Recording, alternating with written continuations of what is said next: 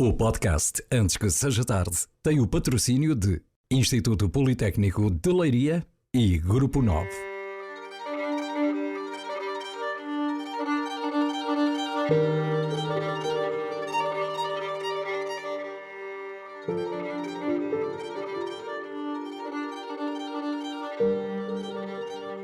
Bem-vindos ao podcast Antes que Seja Tarde. Temos connosco Célia Sousa, a professora Célia Sousa. Muito obrigado. É um gosto grande poder estarmos aqui a falar, eu poder fazer-lhe algumas perguntas, trocar ideias.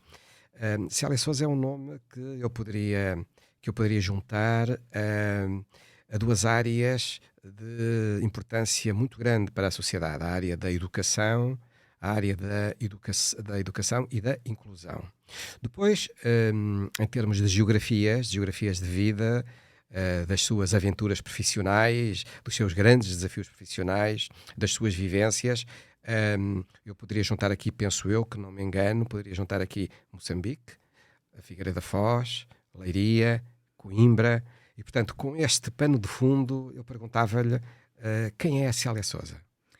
Olá, muito obrigada pelo convite. É um gosto estar aqui a conversar com o Francisco. Bem, Célia Sousa é uma mulher, eu acho que é uma sonhadora, não é? Apesar de ter passado algumas décadas, continua a sonhar. É uma mulher que nasceu na Figueira da Foz, estudou em Coimbra, mas uma parte da vida, essencialmente a parte da infância, vivia em Moçambique. Foi para Moçambique ainda? Fui para Moçambique ainda pequena, foi lá que fiz a minha, na altura dizia-se a instrução primária, portanto a minha escola primária. Em que região de Moçambique? Na região da Beira, entre a Beira e Maputo, portanto o meu pai era responsável por uma fazenda nessa região e foi aí que cresci e foi aí também que fiquei apaixonada por África, sempre. Venho antes do 25 de Abril para Portugal, para estudar, era na altura uma tradição, as meninas e os meninos vinham estudar ou vinham para Portugal ou iam para a África do Sul. Os meus pais decidiam que eu vinha para Portugal por ter cá as minhas tias, os meus avós. Chego ainda antes do 25 de Abril, chego em 72, num Portugal que era muito diferente do que eu vivia. Vivia em Moçambique? Vivia em Moçambique, era completamente diferente, um país triste. Eu achava sempre um país muito frio, apesar de eu ter... Vivia na Figueira da Foz? Vivia na Figueira da Foz, vim viver com a irmã da minha mãe, com uma tia. Os pais continuavam em Os meus Moçambique? pais continuaram em Moçambique. Não havia telemóveis para ligar aos pais à noite? Não havia telemóveis, havia muita saudade dos meus pais. Eu sou filha única e essa saudade fez nascer em mim uma coisa que eu gosto muito, que até hoje me acompanha, que foi escrever. Portanto, o único modo de eu matar a saudade e de dizer o que sentia era escrevendo cartas para os meus pais e tendo um caderninho que eu não lhe chamava diário, onde eu escrevia o que sentia. Foram momentos muito complexos da minha vida, pela saudade que tinha dos meus pais, por estar num país que eu não conhecia, eu tinha saído de cá muito pequena, e por estar com família que eu também não conhecia apenas por fotos os meus avós e as minhas tias. Ao fim de 2 anos? Ao fim de 2 anos acontece 25 de Abril? que os meus pais, ainda antes do 25 de Abril, percebem que eu não estou feliz e resolvem vir-me buscar e resolvem vir passar as primeiras férias da vida deles. Nunca tinham tido férias, eram outros tempos diferentes, vêm passar as férias e para me vir buscar, decidindo que eu tinha por opção ou ficar a estudar num colégio interno de freiras ou ir para a África do Sul. E a minha escolha foi ir para a África do Sul estudar. Quando os meus pais chegam, passado cerca de um mês, acontece o 25 de Abril. E os meus pais não voltaram, porque as coisas se complicaram. O meu pai tinha lá um tio, tinha lá um irmão, e esse irmão foi-lhe dizendo sempre que não voltasse, e portanto eu costumo dizer que vivemos aquela sensação, para as pessoas entenderem, que é quando saem de férias e depois não podem mais voltar à sua casa. Foi isso que aconteceu. E seguiram-se momentos muito complexos, super complexos na minha vida, na vida dos meus pais. Os pais acabaram por vir depois? Os meus pais já não foram, perderam absolutamente tudo o que tinham. e começar uma vida nova. Não havia outra hipótese. Aliás, nós estávamos no limbo, que o meu agora entendo. Era o limbo, não éramos aquilo que chamavam as pessoas de retornados, porque os meus pais tinham chegado antes do 25 de Abril, portanto também não tinham acesso... Escassos meses, não... Por escassos meses, também não tinham acesso a esses apoios e, portanto, o meu pai e a minha mãe tiveram que começar uma nova vida completamente diferente. E eu também, costumo dizer que tive que começar uma vida muito, muito, muito diferente daquela que eu foi tinha. importante depois no percurso pessoal, nas apostas formativas, na forma de estar e de ver o mundo, essa experiência tão marcante, tão destabilizadora, foi determinante? Em que é que balizou as suas escolhas? Eu acho que ela, passado estes anos todos, eu acho que ela foi importante na escolha profissional. Na altura eu não teria noção disso, na escolha profissional e no caminho profissional que segui, por duas razões. Porque nesse momento, quando os meus pais se veem assim, era muito complicado a vida a nível financeiro, era ficar sem nada, e eu resolvi que, dos meus 11 anos, disse ao meu pai, quando um dia ele me sentou à mesa e disse: amanhã não há dinheiro para comer. Eu disse: mas não há problema, porque eu amanhã vou dar explicações, vou ensinar os meninos que têm algumas dificuldades na escola. Eu sempre fui muito boa aluna e achei, eu vou ensinar e vou receber dinheiro por isso. Eu fiz a minha licenciatura assim, eu dava explicações aos fins de semana, eu sou de uma aldeia muito próximo da Figueira, que é Regalheiras de Lavros, e portanto dava sempre explicações quando vinha, já tinha um grupo de alunos, digamos assim, mesmo quando me estava a formar. Depois eu acho que foi determinante na minha escolha profissional ir para a área da inclusão, porque na verdade eu passei uma adolescência sofrendo sempre bullying e não entendendo o porquê.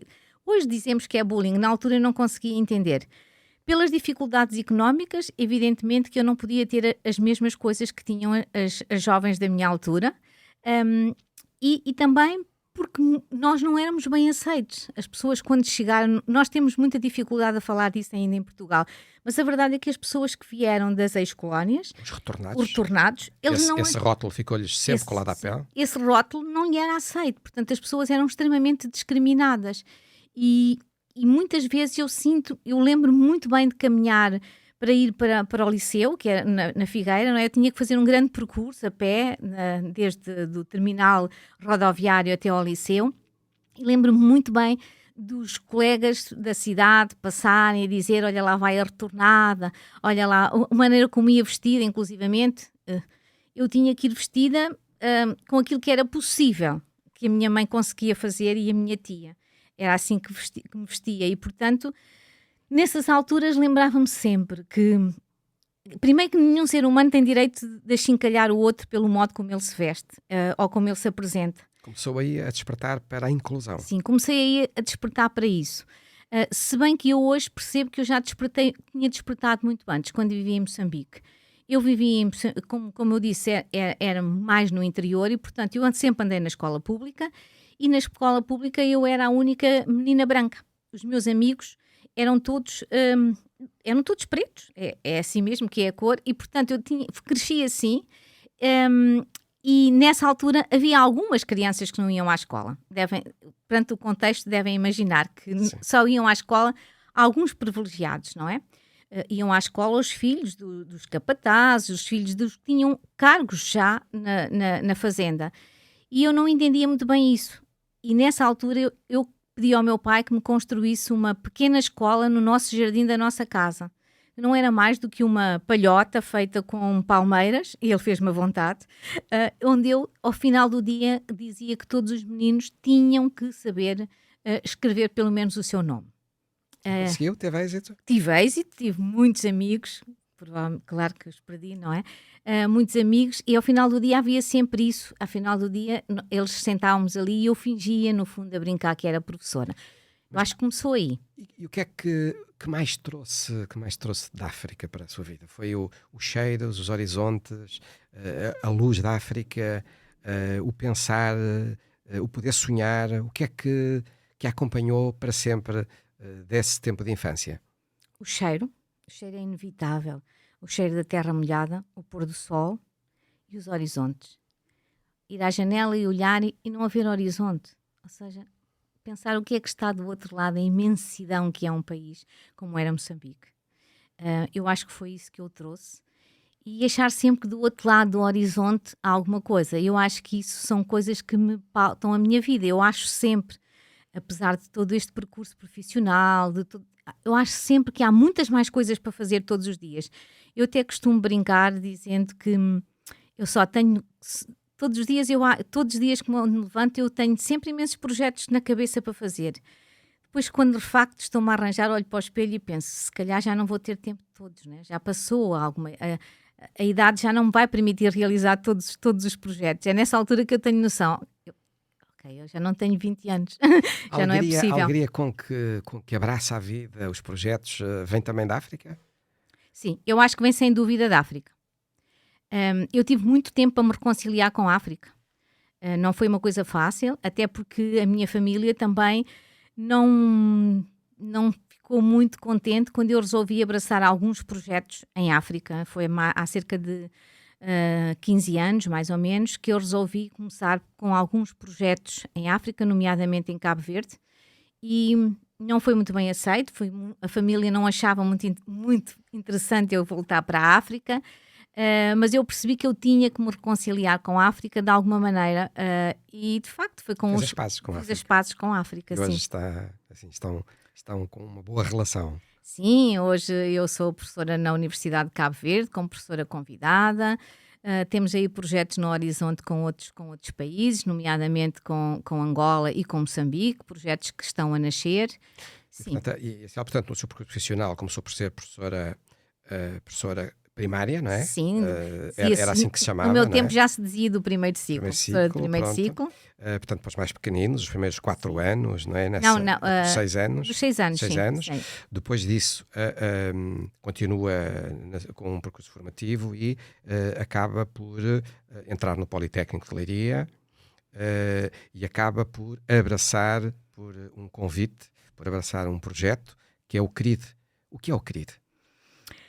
Bem, isto é uma aventura, não é? Porque eu vou para o Instituto Politécnico já com uma carreira, já como professora efetiva aqui no nossa escola.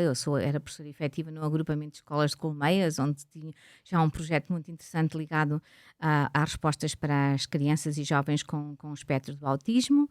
E de repente surge este convite e eu fiquei um bocadinho indecisa se aceitava ou não, mas eu sou uma mulher que gosta muito de desafios. Então aceitei. O que é o CRID? O CRID começou por ser uma resposta... O CRID são as iniciais Centro de Recursos para a Inclusão Digital, sediado na Escola Superior de Educação e Ciências Sociais, naquilo que designamos por ESEX. Politécnico de Leiria. No Politécnico de Leiria. E começou... É um projeto que tem 18 anos, não é? Começou por ser um projeto. E era um projeto, na altura, que foi financiado pela Comunidade Europeia, por um conjunto de verbas que foram disponibilizados nessa altura para a área digital. E nessa altura, quem estava à frente, nomeadamente era o professor José Manuel Silva, quem estava à frente não era ESEX, era ESEL, faz esse convite, e eu já fazia parte do grupo de trabalho que construiu o projeto, porque era preciso envolver o Ministério da Educação e eu era a representante do Ministério da Educação. E faz esse convite que foi um bocadinho inesperado, porque eu, como representante do Ministério da Educação, cabia-me a mim sugerir o nome de uma pessoa. E eu, todos os dias, após cada reunião, pensava, se nós ganharmos o projeto, quem é que vai ser? Quem é que eu vou escolher deste universo do Distrito de Leiria? Quem é o professor que eu vou escolher? E, de facto, ganhou-se o projeto. Foi o projeto mais financiado desse conjunto de 48 projetos que aconteceram em Portugal. E surge esse convite. Eu confesso que fiquei aí uma noite sem dormir, porque eu tinha uma carreira, não é? Eu costumo dizer, eu tinha uma carreira já completamente com sucesso, estabelecida, professora efetiva na escola onde queria estar, com os projetos que eu queria estar. Sabia quais eram os passos seguintes. Sabia os passos seguintes e, de repente, venho nos primeiros anos para montar o centro, começo logo de imediato a dar aulas, continuo a minha formação. Portanto, avanço para o doutoramento e o centro, que era um espaço equipado com tecnologia para responder a algumas necessidades da nossa região para pessoas com deficiência, nomeadamente na área da comunicação, Tinha um espaço temporal de 5 anos. Durante 5 anos não podia ser fechado pelo apoio que tinha recebido. Mas mais do que isso, esse projeto tinha a intenção destes projetos era que eles depois se autofinanciassem e ficassem autossuficientes. Desses 48, apenas existem 2, que é o de Leiria e um outro no Politécnico do Porto. Os outros todos acabaram por fechar. E eu acho que foi um conjunto de casualidades. E hoje o Querido é uma grande referência do Politécnico, sim, de toda a nossa região. Portanto, o Querido está muito focado, está 100% focado nas temáticas da inclusão. Longe vai o tempo em que, quando nós falávamos de inclusão, pensávamos apenas em pessoas com deficiência, em cadeira de rodas, e era aí a nossa baliza, não é? Hoje a inclusão é muito mais do que isso. Hoje a inclusão, como é que pode ser definida hoje? Eu nem sei se há uma palavra para definir inclusão, mas o que nós partilhamos essencialmente no Querido, que é o nosso know-how, aquilo que defendemos todos os dias, é que nós queremos que a sociedade que ela tenha equidade, que receba todos, que consiga dar resposta a todas as pessoas pensando. Sem deixar ninguém para trás. Sem deixar ninguém para trás. E hoje o Querido é muito mais do que isso, ou seja, estávamos longe de imaginar que queríamos nos transformar numa editora, queríamos criar um conceito de um livro que foi desenvolvido aqui, que é o livro multiformato, que anda pelo mundo inteiro, que já ganhou vários prémios. Portanto, do Braille, olham para as edições em Braille, olham para as questões do espaço físico, das barreiras no espaço físico, olham para edições de livros. Em que mais é que se sente motivada ao fim destes anos a trabalhar? Eu acho que o que me vai continuar a motivar é que, apesar de tudo isto estar hoje no nosso dia-a-dia, e a inclusão e a equidade ser falada constantemente, nós estamos muito longe de termos, de facto, uma sociedade para todos. E o que me vai fazer continuar a trabalhar sempre é que, de facto, eu consiga, com os nossos projetos, transformar a sociedade numa sociedade que receba todas as pessoas ao mesmo tempo e de uma forma equitativa, como é que eu ia dizer, de uma forma de acordo com as capacidades das pessoas, que eu não gosto de falar em incapacidades. Cada um de nós tem capacidades diferentes e, portanto, aceitar essa diversidade. Eu acho que vou continuar sempre a lutar porque a nossa sociedade ainda não aceita a diversidade do ser humano e não percebeu que aí é onde está a riqueza. A riqueza da sociedade está na diversidade dos seres humanos. E isso é que me vai fazer continuar a lutar e a acreditar que esse é o caminho. Vencer a construção social instalada, é isso que mais custa? Ou é alertar para as próprias falhas que involuntariamente vão surgindo por ignorância das pessoas? Eu acho que o que me custa mais, as falhas que vão que surgem por ignorância das pessoas não me chocam tanto, porque as pessoas não têm todas que ter este tipo de conhecimento. O que ainda me choca muito é, socialmente, ainda termos que falar nestas questões. Essencialmente às nossas forças políticas, tanto locais como nacionais. Não faz sentido que eu pense que ainda tenho que criar só de vez em quando, acessibilidade nos espetáculos culturais, sei lá, no nosso teatro, no nosso cinema, em tudo, nos nossos festivais musicais, etc. Não faz sentido que eu pense, depois de já ter montado todo um espetáculo, por exemplo, todo um festival, depois eu penso, mas se calhar se estas pessoas vierem, não. Isto é das coisas que mais ainda me choca e me enerva um pouquinho. Eu acho que é mesmo esta palavra que é, mas ainda temos que pensar assim, porque é que não pensamos logo em todos? A nossa sociedade ainda só se preocupa muito com estas questões quando nos batem à porta. Elas ainda não estão no nosso cotidiano, na nossa maneira de pensar. Não fazem parte do ADN. Não fazem parte do nosso ADN. O tempo disruptivo que vivemos trouxe-nos uma nova realidade social. O mundo hoje é multicultural. A nossa cidade, qualquer aldeia da nossa região, também se colocam aí questões de inclusão. Sim. O que é que isso belisca? Que novos olhares é que são convocados para esta realidade? A inclusão não é só, como eu costumo dizer, só relacionada com pessoas com deficiência. A inclusão é de todos, não é? É a capacidade de respeitarmos uma cultura diferente. Hoje em dia as nossas escolas não são mais como eram as escolas há uma década atrás, não é há muito tempo, há uma década atrás nós não tínhamos este número imenso de nacionalidades dentro da nossa sala, das nossas salas de aula, dentro da nossa sociedade. Portanto, essa capacidade que nós também temos que ter de respeitar a cultura do outro, mas também o outro ser capaz de respeitar a nossa cultura, de perceber como é que nós podemos acolher todas estas pessoas, ou seja, são imensos desafios, mas eu acho que são desafios que vão continuar a acontecer no mundo inteiro, no mundo que é global, no mundo que está... Que vê à sua volta, Sim. fica satisfeita com as respostas que vamos dando em termos de sociedade?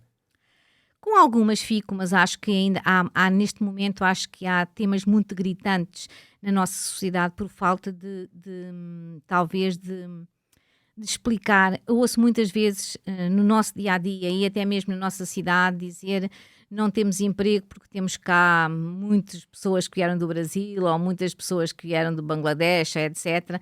Eles vieram-nos tirar os empregos. É sempre uma coisa que mexe muito comigo porque me faz lembrar a minha infância e logo de imediato me faz dizer nós somos um país de imigrantes, portanto nós também já fizemos isto, esta capacidade que nós tivemos, explicar às pessoas isso, explicar que a criminalidade não surge porque há imigrantes, a criminalidade acontece porque nós vivemos num mundo global e num mundo que tem várias informações e portanto que faz parte do mundo desenvolvido. Entretanto, o querido cresce, afirma-se no país, afirma-se no mundo, tem estado presente em grandes iniciativas. Enfim, eu recordo que esteve nas Jornadas Mundiais da Juventude, mas em muitos outros acontecimentos. Por outro lado, a professora Célia Sousa é requisitada para correr o mundo com esta mensagem de inclusão. De todas estas experiências internacionais, qual é a mais marcante? Para mim, há duas experiências que são muito marcantes neste percurso todo do CRID. Sem dúvida que a primeira é a Jornada Mundial da Juventude. O CRID ter sido convidado para fazer a comunicação. Nenhuma Jornada da Juventude a partir daqui será, como disse o nosso Papa, igual. Porque nunca tínhamos pensado em fazer orações, nunca tínhamos pensado a comunicação, pensávamos para as pessoas surdas, pensávamos para as pessoas cegas, mas nunca tínhamos pensado num grupo, porque dentro da deficiência também há grupos e também há elites. Nunca tínhamos pensado nas pessoas com deficiência intelectual, nunca tínhamos pensado nas pessoas com baixa literacia, com os migrantes também. Portanto, isso foi das coisas que eu acho que nunca mas também com os obesos, com todos, todo esse, sim. Né? É realmente o que dizia o Papa, todos. Eu acho que nunca vou esquecer esse momento. Todos estes contactos em grandes projetos foi o mais marcante até agora. Talvez tenha sido o mais marcante e não só pelo contacto de ter tido a oportunidade de estar com o Papa, mas mais por estar no recinto, que tive a oportunidade de estar e ver as pessoas a usarem os materiais sem saberem tinham sido feitos no CRID, a usarem os materiais e a comentarem entre si. Isso foi das coisas que mais felicidade me deu. Claro que foram momentos extraordinários. E depois o trabalho que temos desenvolvido, nomeadamente com os países de língua portuguesa, neste caso com o Brasil. O CRID tem uma grande projeção no Brasil, nos vários estados do Brasil, e o Brasil é um continente, não é? E portanto, desde o sul do Brasil ao norte do Brasil, o CRID é extremamente conhecido. Há imensas universidades que já têm protocolos connosco, nós levamos o nosso saber e, claro, depois o trabalho que temos feito com Cabo Verde, porque me permitiu, o trabalho com Cabo Verde foi talvez um trabalho mais solitário, mas permitiu-me fazer uma coisa que eu acho que foi mudar um país. Portanto, eu fui convidada pelo governo de Cabo Verde, com o apoio das Nações Unidas, para criar toda uma legislação que desse resposta à educação especial, criar todo um sistema e, portanto, criar todo um sistema para um país envolvendo a legislação, dando a formação. Hoje é uma lei, e é uma lei que teve base todo esse trabalho que foi feito. Foram talvez os dois projetos que mais me marcaram ao longo da minha vida. Eu acompanhei à distância esse percurso agora mais recente no Brasil e pude verificar o entusiasmo com que as autoridades receberam e se empenharam neste projeto e naturalmente também muito o seu entusiasmo, da Célia enquanto grande animadora, grande embaixadora destes temas. Nós podíamos ficar aqui muito tempo mais a conversar, mas Para finalizar, eu gostava só que me dissesse, antes que seja tarde, uma ideia, um projeto, um desejo. É difícil. Antes que seja tarde, era importante que a inclusão, a acessibilidade, a comunicação para todos estivesse na pauta de todos os nossos políticos. Que nós não tivéssemos que pedir, por favor, para olhar para estas questões. Que isto fosse alguma coisa que surgisse naturalmente. Vamos passar aí até para um processo, entretanto, eleitoral. Uma coisa tão simples, antes que seja tarde, que os senhores políticos, quando fazem os seus discursos, os façam de forma acessível a toda a população o poder entender. Que isso é tão simples e nem isso são capazes de fazer. Muito obrigado. Foi um gosto grande. Obrigada eu.